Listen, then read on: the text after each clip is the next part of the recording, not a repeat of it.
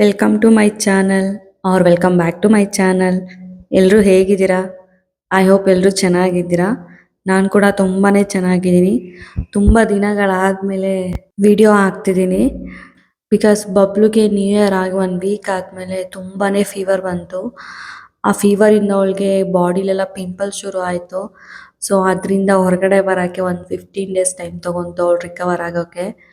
ಮಕ್ಕಳು ಚೆನ್ನಾಗಿದ್ದರೆ ಏನು ಬೇಕಾದರೂ ಮಾಡ್ಬೋದು. ಅವ್ರು ಹುಷಾರು ತಪ್ಪಿದ್ರೆ ನಿಜವಾಗ್ಲೂ ಮನೆಯೆಲ್ಲ ಒಂಥರ ಏನೋ ಕಳ್ಕೊಂಡಿರೋ ಥರನೇ ಇರುತ್ತೆ. ನನ್ನ ಮಗಳನ್ನ ಆ ಥರ ಎಲ್ಲ ನೋಡೋಕ್ಕೆ ತುಂಬಾ ಕಷ್ಟ ಆಗ್ತಿತ್ತು. ಅವಳು ಬೇಗ ಹುಷಾರಾಗಲಿ ಅಂತಲೇ ವೆಯ್ಟ್ ಮಾಡ್ತಿದ್ದೆ. ಇನ್ನು ಆ ಟೈಮಲ್ಲಿ ವೀಡಿಯೋಸ್ ಮಾಡ್ಕೊಳ್ಳೋದು, ಅಪ್ಲೋಡ್ ಮಾಡೋದು ಅದೆಲ್ಲ ನನ್ನ ಮೈಂಡಲ್ಲಿ ಯೋಚನೆನೇ ಬರಲಿಲ್ಲ.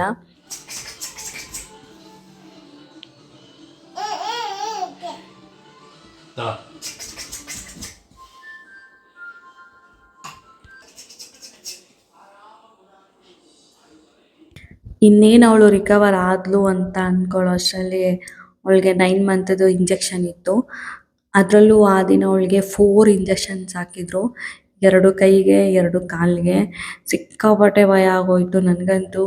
ಮತ್ತೆ ಫೀವರ್ ಬಂದರೆ ಅವಳು ಹೆಂಗಾಗ್ತಾಳೋ ಏನೋ ಅಂತ. ಆಲ್ರೆಡಿ ಸ್ವಲ್ಪ ಸಣ್ಣ ಆಗಿಬಿಟ್ಟಿದ್ಲು. ಇನ್ನು ಮತ್ತೆ ಆ ಇಂಜೆಕ್ಷನ್ ಪೇಯ್ನಿಗೆ ಫೀವರೆಲ್ಲ ಬಂದರೆ ಅಂತ ಸಿಕ್ಕಾಪಟ್ಟೆ ಭಯ ಆಗಿತ್ತು.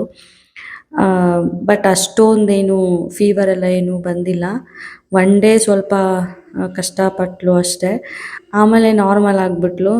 ನಿಜವಾಗ್ಲೂ ದೇವ್ರ ದಯೆ ಅಂತ ಅಂದ್ಕೊತೀನಿ. ಆಲ್ಮೋಸ್ಟ್ ಅವಳು ಆಲ್ರೆಡಿ 15 ಡೇಸ್ ಸಫರ್ ಮಾಡಿದ್ಲು. ಮತ್ತೆ ಅಂದಾಗ ಬೇಜಾರಾಗ್ತಿತ್ತು.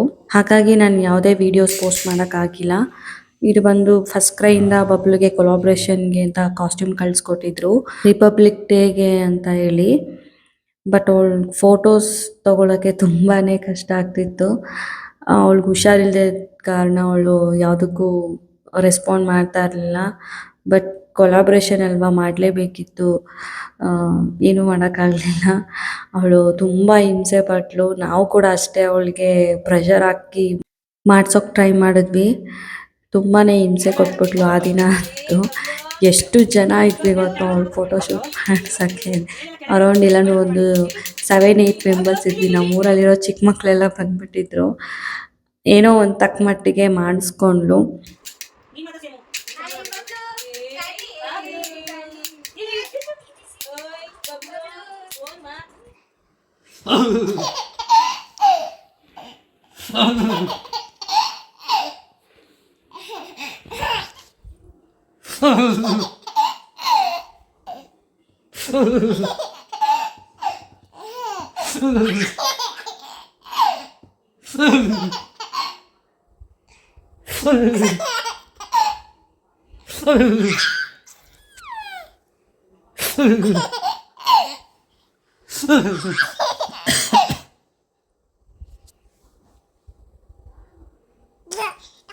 ಮಾಡು ಮಾಡು ಅಂತ ಮಾಡಿ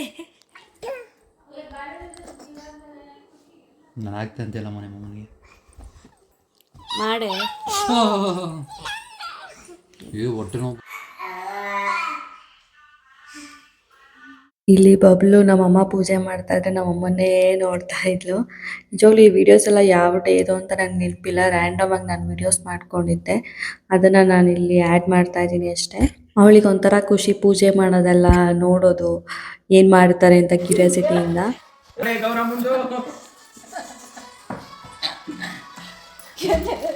ನನ್ನ ಮೇಲೆ ನಿನ್ಗೆ ಯಾಕೆ ಇಷ್ಟು ದ್ವೇಷ? ನಾನು ಏನು ತಪ್ಪು ಮಾಡಿಲ್ಲ? ರೊಚ್ಚಿಗಿದ್ದ ಗೌರಮ್ಮ ಬಚ್ಚಿ ಕುಳಿತಾ ಮಿಥುನ್.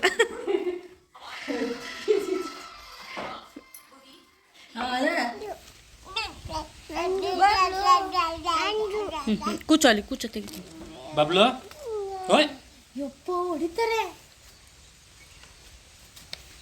ಬಬ್ಲುದು 9 ಮಂತ್ ಫೋಟೋಶೂಟ್ ಮಾಡಿರಲಿಲ್ಲ, ಅವಳಿಗೆ ಹುಷಾರಿದ್ದಿಲ್ಲ ಅಂತ. ಹಾಗೆ ಸಂಕ್ರಾಂತಿ ಹಬ್ಬದ ಟೀಮಲ್ಲೇ ಅವಳು 9 ಮಂತ್ ಫೋಟೋಶೂಟ್ ಕೂಡ ಲೇಟಾಗೆ ಮಾಡಿದ್ವಿ.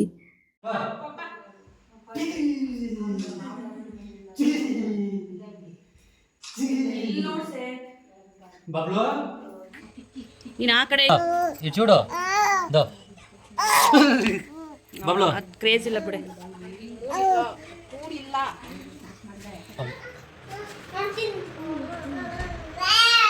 ಬಬ್ಲು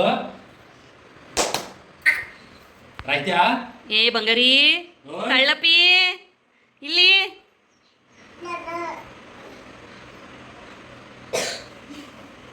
ಬಬ್ಲು ಓಯ್ ಬ್ಲಾ ಬ್ಲಾ ಬ್ಲಾ ಅಂತ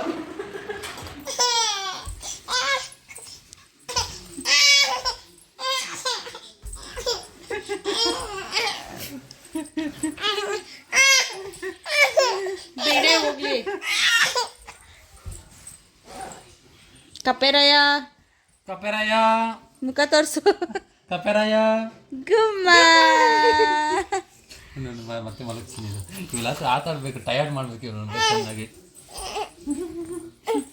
ಒಂದು ನಿಮಿಷ ಮಲ್ಕೊಳ್ಳಲ್ಲ ಬಿಟ್ಟು ತುಂಬ ದಿನಗಳಾದ್ಮೇಲೆ ಅವಳು ಈ ಥರ ಎಲ್ಲ ಆಟ ಆಡ್ತಾ ಇದ್ಲು ನಮ್ಮ ಜೊತೆ. ನಾನು ಆವಾಗ ವಿಡಿಯೋಸ್ ಮಾಡ್ಕೊತಾ ಇದ್ದೆ. ಖುಷಿ ಆಯಿತು ಅವಳು ಬೇಗ ರಿಕವರ್ ಆಗಿ ನಾರ್ಮಲ್ ಆಗಿದ್ದು.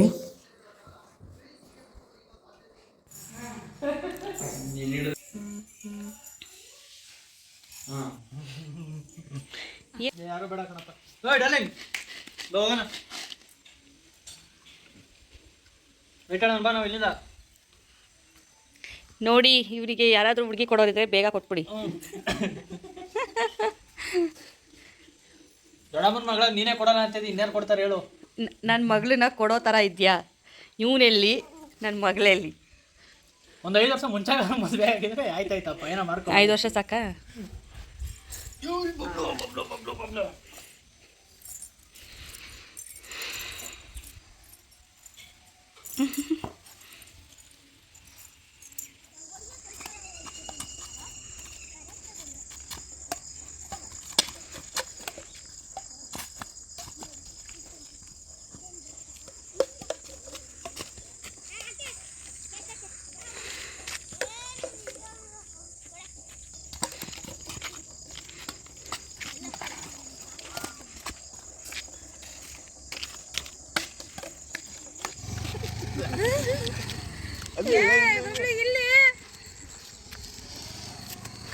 ಕರೆಕ್ಟಾಗಿ ಇಟ್ಕೊಳ್ಳಿ ನೀವು.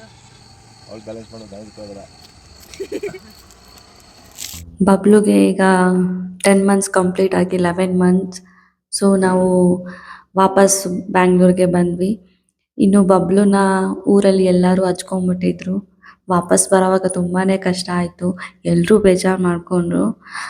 ನಮ್ಮಮ್ಮ, ನಮ್ಮ ಅತ್ತೆ ಮನೆಯವರು, ಇನ್ನು ನನ್ನ ಫ್ರೆಂಡ್ಸು, ಅಕ್ಕಪಕ್ಕದ ಮನೆಯವರೆಲ್ಲ. ಬಟ್ ಏನೂ ಮಾಡೋಕ್ಕಾಗಲ್ಲ, ಬರಲೇಬೇಕು. ಅಮ್ಮನ ಮನೆಯಲ್ಲೇ ಇರೋಕ್ಕೂ ಆಗಲ್ಲ. ತುಂಬ ಕಷ್ಟ ಆಗುತ್ತೆ. ನನಗೂ ತುಂಬ ಬೇಜಾರಾಯಿತು. ಬಬ್ಲು ನಮ್ಮಮ್ಮನ ತುಂಬ ಮಿಸ್ ಮಾಡ್ಕೊತಾಳೆ, ಹಾಗೆ ನಮ್ಮಮ್ಮನೂ ಮಿಸ್ ಮಾಡ್ಕೊತಾರೆ. ಇಷ್ಟು ದಿನ ಬಬ್ಲುನ ನೋಡ್ಕೊಳ್ಳೋಕ್ಕೆ ನಮ್ಮಮ್ಮನ ಸಪೋರ್ಟ್ ತುಂಬಾ ಇತ್ತು. ಆ್ಯಂಡ್ ಬುಜ್ಜಿ ಕೂಡ ತುಂಬ ಸಪೋರ್ಟ್ ಮಾಡಿದ್ರು. ಇನ್ಮೇಲೆ ಬುಜ್ಜಿ ಆಫೀಸ್ಗೆ ಹೋದಾಗ ನಾನು ಬಬ್ಲುನ ಹೆಂಗೆ ಹ್ಯಾಂಡಲ್ ಮಾಡ್ತೀನಿ ನಿಜ ಗೊತ್ತಿಲ್ಲ. ನೋಡೋಣ ಹೇಗಿರುತ್ತೆ ಬಬ್ಲು ಜೊತೆ ನಾನು ಒಬ್ಬಳೇ ಅನ್ನೋದನ್ನು ನೆಕ್ಸ್ಟ್ ನೋಡಬೇಕು. ಎಲ್ಲ ಹೆಣ್ಮಕ್ಳಿಗೂ ಇದು ಒಂದು ಕಷ್ಟವಾದ ಡಿಸಿಷನ್, ಅಮ್ಮನ ಮನೆಯಿಂದ ವಾಪಸ್ ಬರೋದು. ಆದರೆ ನನಗೇನಷ್ಟು ಕಷ್ಟ ಅಂತ ಅನ್ನಿಸ್ತಿಲ್ಲ. ಬಿಕಾಸ್ ಬುಜ್ಜಿ ನನ್ನ ಜೊತೆ ಅಲ್ಲೂ ಇದ್ದರು, ಇಲ್ಲೂ ಇರ್ತಾರೆ. ಸೊ ನೋಡೋಣ ಹೇಗಾಗುತ್ತೆ. ನಾನು ನಿಮಗೆ ಖಂಡಿತ ಅಪ್ಡೇಟ್ ಮಾಡ್ತಾ ಇರ್ತೀನಿ. ಬೆಂಗಳೂರಿಗೆ ಹೋದ್ಮೇಲೆ ನನ್ನ ರುಟೀನ್ ಹೇಗಿರುತ್ತೆ ಅಂತ ನೆಕ್ಸ್ಟ್ ಕಮಿಂಗ್ ಡೇಸ್ ಅಂತ ನಾನು ನಿಮಗೆ ಅಪ್ಡೇಟ್ ಮಾಡ್ತಾ ಇರ್ತೀನಿ.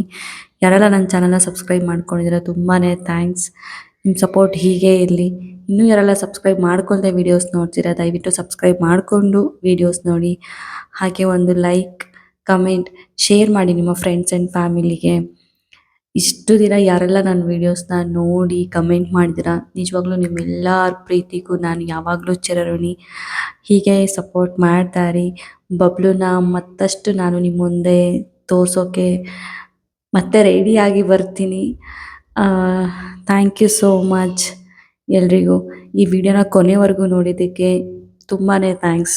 Love you all.